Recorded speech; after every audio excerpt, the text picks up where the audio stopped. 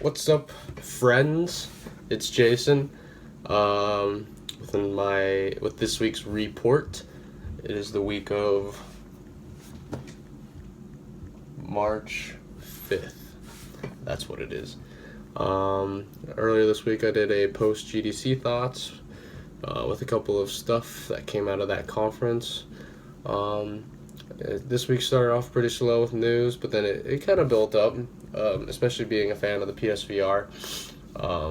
It was a good week, so I actually have a decent amount of news to pick apart. But first, I'll start with giving the rundown on Re60. The Puerto Rico video should be up Sunday. I'll try to edit and upload that on Sunday. Other than that, I think that's it. I'll just go ahead and start getting into the news. So the first thing that I've got is that this is more for the developers. I don't even know. I wish I knew who my audience was, but if there are any developers out there, this one's more directed towards you. It's a little more technical. But Valve has announced that Steam VR is now supported for Linux. So now developers can work with Linux games for the Vive, which is pretty huge. Just because I know there's a lot of indie developers that are out there that are working with Linux. I know that Valve has been in support for Linux since 2012, so I think it's been like a pretty long wait, but it's finally here. The beta program is just now starting. I think, let's see what else it requires. So in order to, so Intel graphics are not supported just yet, so Unity version 5.6 is what you'll need for it.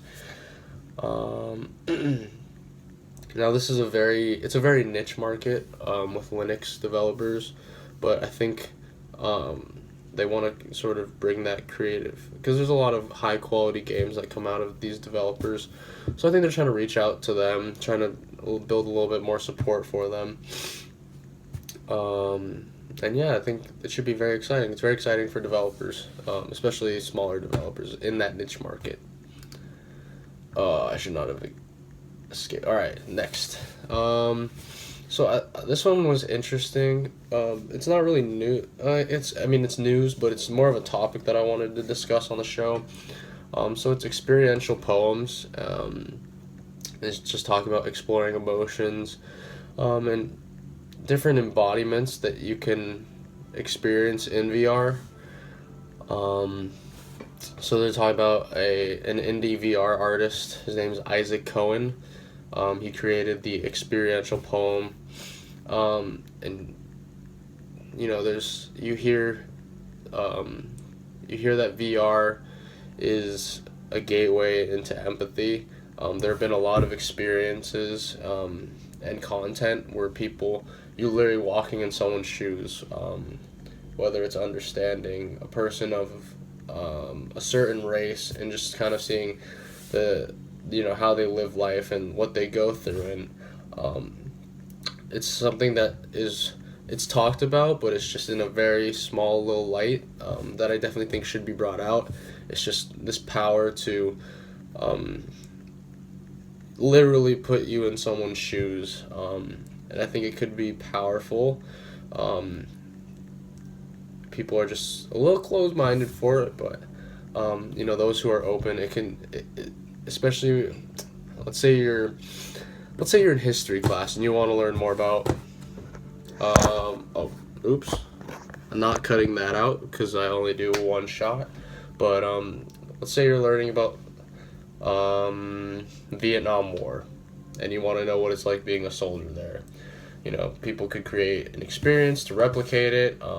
You could talk to actual Vietnam veterans, hear their story while an experience is in your headset. There's just so many opportunities for it, and I think it's something that's very powerful in the industry, something that should be brought up more. So yeah, that's just the topic that I wanted to talk about just a little bit.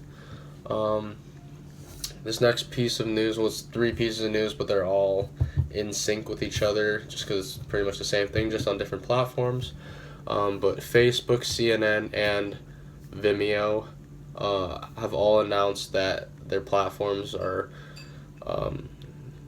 having a standalone 360-degree VR support. So Facebook, they have released a dedicated VR app for mobile. So I believe it's coming out for Samsung Gear VR and Oculus Rift. So that's always exciting. I mean, they've had the Oculus for about 2-3 years now, so it's about time they have a dedicated app. Vimeo, what they're doing is pretty interesting. To directly compete with YouTube, what they're doing is they're gonna offer developers payment plans for their content. So they'll release let's say I release one of my Re60 videos, I can have people either rent it or purchase my content, which I think is awesome. Developers make 90% of this, so that's huge for the 360-degree development community and getting some of their content monetized. It should be interesting to see how YouTube will fire back. I don't think it'll be in that big of a way, just because Vimeo doesn't have that traction that YouTube has with their viewers. And CNN, this is huge just because it's a major news site. It should be pretty interesting to see what news they bring in 360s. It's 360 degrees, and exactly how they'll do that, and whether or not it's going to be successful. Just because they're targeting the mobile market, which is very important, especially for journalism. So it should be interesting just to see how that will pan out. Let's see, CNN tracked 30 million views on their 360-degree content on Facebook alone. So I guess those numbers are what really pushed this to go out into the market. So it's exciting. And then let's see, my last topic. I guess it's just, me, I love the PSVR. I just don't love how there's little content on it, but it's growing. So I guess my last topic is going to be more of the support for PSVR. Sony has come out, I guess PlayStation has come out and saying that 2017 is going to be a ton of support. So what I'm going to do is I'm going to talk about the news this week, and then I'm going to go into what my predictions will be for the rest of the year. So I'm going to go ahead and start with their announcement of co-op on Farpoint, the upcoming first-person shooter for PlayStation VR. Co-op is going to be huge because it's social VR. There was an article in Upload VR that it was talking about why PlayStation VR is the most social VR device out there, and it's because you're in the headset, and then while you're on the headset, the TV is projecting exactly what you're doing and what the motions that you're making. So when you're playing in front of a group of friends, they can see what you're experiencing. And just adding co-op to probably what's going to be probably their biggest game besides Resident Evil for PSVR this year. That's going to be huge. I don't know exactly if it's going to be online co-op. It probably will be, that'd be dope. So what they're saying is, let's see what they said for the hands-on. So they said it's pretty good.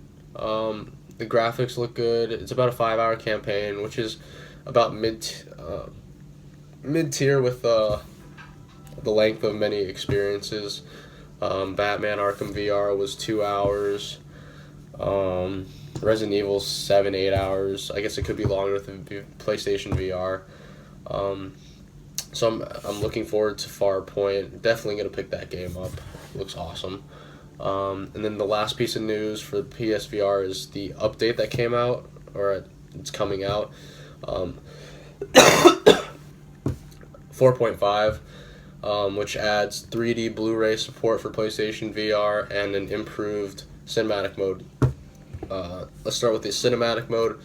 it's been a huge complaint for a lot of gamers, is that it's not showing enough, or it's just not of higher quality that people want it to be. So they're improving the quality on that. So that means they're listening to what we're requesting, which is awesome. And what was it? 3D Blu-ray. I don't know how it's gonna work, but I might try to pick up a 3D Blu-ray movie that's on sale and see what that's all about. And then I'll give my 2 cents about that. So in terms of my predictions for this year, honestly, I'm only gonna make one very bold prediction. I think they're gonna introduce a lighthouse system that works in correlation with the PSVR camera, similar to HTC Vive's lighthouse system. It's a term called room scaling for those that don't know. You have a tracker here, a tracker on that corner of the room, and then let's say we're talking about PSVR, the camera's on the TV. It's going to track all of the trackers are going to be able to track the headset, allowing you to move in the game while you're moving, which I think would be awesome to introduce especially with games like Farpoint. The PSVR is perfect for it because it has the lights on the back. So that's something that's my bold prediction, and I really hope it happens just because I dream about it in the least weird way, but I dream about it, and I think I see their support for software. I just want to see that push for hardware, to make them on par with the other manufacturers like HTC and Oculus. So that's my report for this week. If you like what you're hearing, I give my insights sometimes on Twitter, Instagram, Facebook. Those will be down in the info. So let's make it happen, Sony. Let's make this happen, you and me. And if no one's ever thought of that, then put me on your board of directors. Just kidding. Goodbye.